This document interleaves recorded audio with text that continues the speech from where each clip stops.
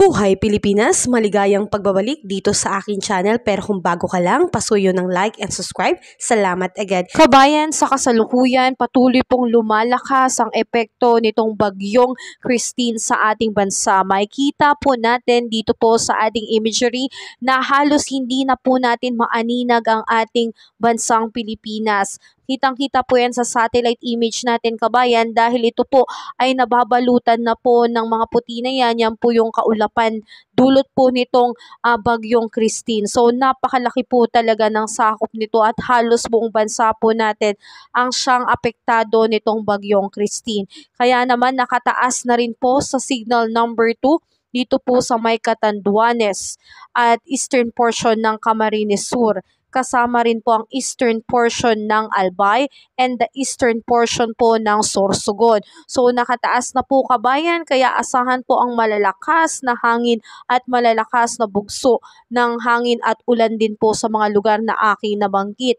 At patuloy pa rin pong nakataas ang signal number 1 dito po sa may Ilocos Norte, Ilocos Sur, La Union, Pangasinan, Apayao, Kalinga, Abra, Mountain Province, Ifugao, Benguet, Cagayan, including Babuyan Island, Isabela, Quirino, Nueva Vizcaya, Aurora, Nueva Ecija, Tarlac, Zambales, Bataan, Pampanga, Bulacan, Metro Manila, Cavite, Laguna, Batangas, Rizal, Quezon, including Polillo Island, Occidental Mindoro, including Lubang Island, Oriental Mindoro, Masbate, including Ticao and Burias Island, Marinduque, Romblon, and the rest of Camarines Norte, and the rest of Camarines Sur, and the rest of Albay, and the rest of Sorsogon.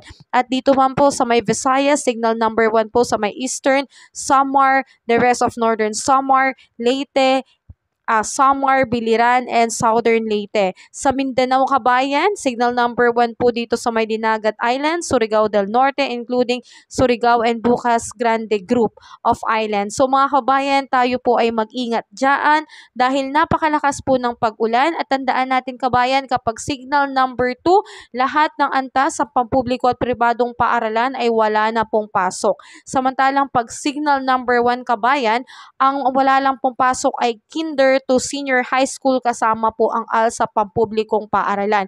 Kaya kung nais nating makasigurado na walang pasok sa ating mga paaralan ngayong araw, bisitahin po natin ang ating FB page ng mga LGU natin. Makikita po natin ang kanseladong pasok.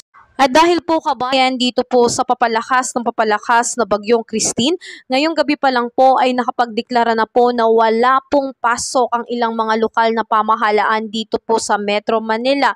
Wala pong pasok sa lahat ng antas, pampubliko man o pribado dito po sa may Mandaluyong City, Pasig City, Taguig City, Marikina City, at Muntinlupa City. Lahat po ng antas, kabilang ang ALS and Early Child Education Division sa pampubliko at pribadong paaralan ay wala pong pasok dyan. Kasama rin po dito sa San Juan City, Parañaque City, Las Piñas City, Malabon City. Lahat ng antas sa pampubliko at pribadong paaralan ay wala pong pasok, mga kababayan. So tayo po ay mag-ingat na lang, kabayan, at manatili sa ating tahanan at patuloy po nating paghandaan ang epekto nitong bagyong dahil napakalakas at patuloy po itong lumalakas habang nagtatagal po sa ating bansa.